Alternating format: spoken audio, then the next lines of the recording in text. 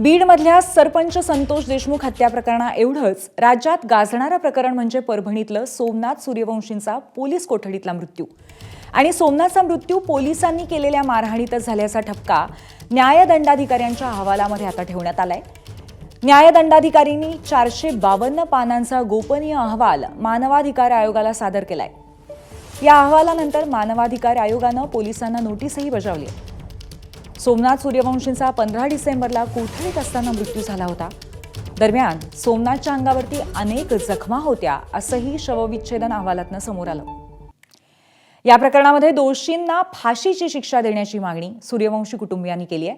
95 दिवस उलटूनही पोलीस दखल का घेत नाहीत असा सवाल त्यांनी केलाय. दोषी पोलिसांवरती खुनाचा गुन्हा दाखल करा अशी मागणीही त्यांनी केली आहे.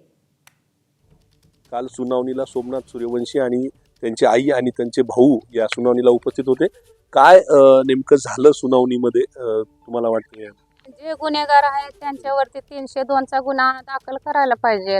त्यांच्यावरती त्यांना फाशीची सजा व्हायला पाहिजे गुन्हेगाराला, दोषी असणाऱ्याला साहेब. आणि आम्हाला न्याय मिळवून द्यावा, आम्हाला न्याय पाहिजे. 95 दिवस उलटून गेले आणि पण त्यांच्यावरती कारवाई होत नाही.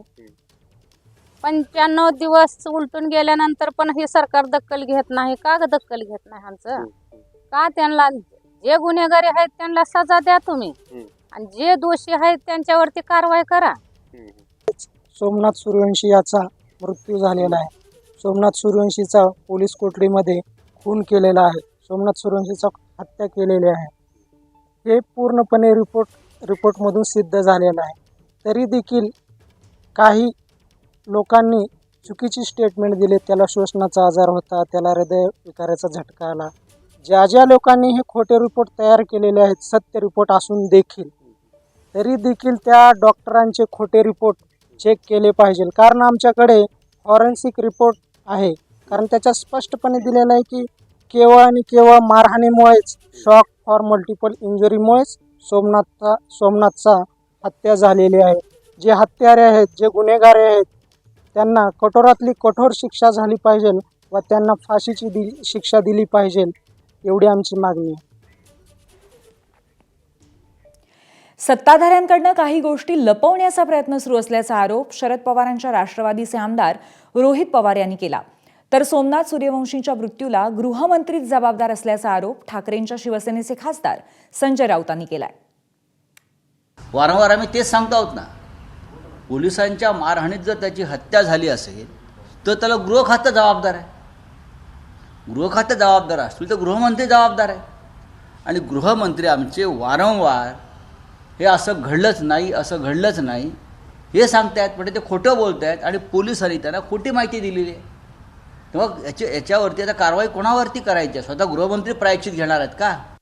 सोमनाथ सूर्यवंशींच्या बाबतीत न्यायदंड अधिकाऱ्यांनी सांगितलेलं, त्यांचा अहवाल आलेला आहे की सोमनाथ सूर्यवंशीला पोलीस स्टेशनमध्ये मारहाण झाली होती आणि मारहाण झाल्यानंतरच त्यांचा मृत्यू त्या ठिकाणी झाला. तिथं सोमनाथ सूर्यवंशीला त्या ठिकाणी मारलं गेलं आणि त्याच्यात त्यांचा मृत्यू झाला. त्यावेळेसपासून आत्तापर्यंत आम्ही हेच सांगत होतो. पण सत्तेत असणारे मंत्री, नेते हे नेहमी त्या ठिकाणी काही गोष्टी लपवण्याचा प्रयत्न तिथं करत होते. सोमनाथ सूर्यवंशीला सुद्धा न्याय मिळाला पाहिजे, देशमुख परिवाराला न्याय मिळाला पाहिजे. पण याच्या खोलामध्ये गेल्यानंतर ही IQ माहिती आहे, याच्यामध्ये खऱ्या अर्थाने सरकारली सुद्धा खोलात जाण्याची जरूरत आहे, अभ्यास करण्याची जरूरत आहे. हे बहुचर्चित सोमनाथ सूर्यवंशी प्रकरण नेमकं काय आहे ते आपण नीट पाहूया.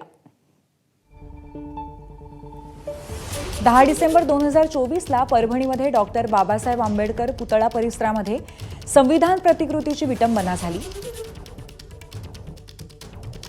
11 डिसेंबरला परभणी बंदची हाक, जाळपोळ, दगडफेकीची घटना झाली. पोलिसांकडनं लाठीचार्ज झाला आणि आंदोलकांना ताब्यात घेण्यात आलं. सोमनाथ सूर्यवंशींची न्यायालयीन कोठडीत रवानगी त्यास 14 डिसेंबरला करण्यात आली. दुसऱ्या दिवशी न्यायालयीन कोठडीमध्ये असताना सूर्यवंशींना हृदयविकाराच्या झटक्याने मृत्यू आला.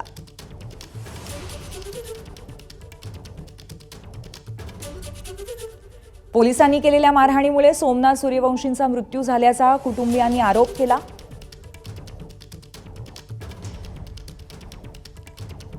त्याच दिवशी आंबेडकरी संघटना आणि राजकीय नेत्यांकडून सुद्धा पोलिसांवरती आरोप करण्यात आले. त्यानंतर 9 फेब्रुवारीला सूर्यवंशींच्या मृत्यूनंतर 2 महिन्यांनी 3 पोलिसांचं निलंबन करण्यात आलं.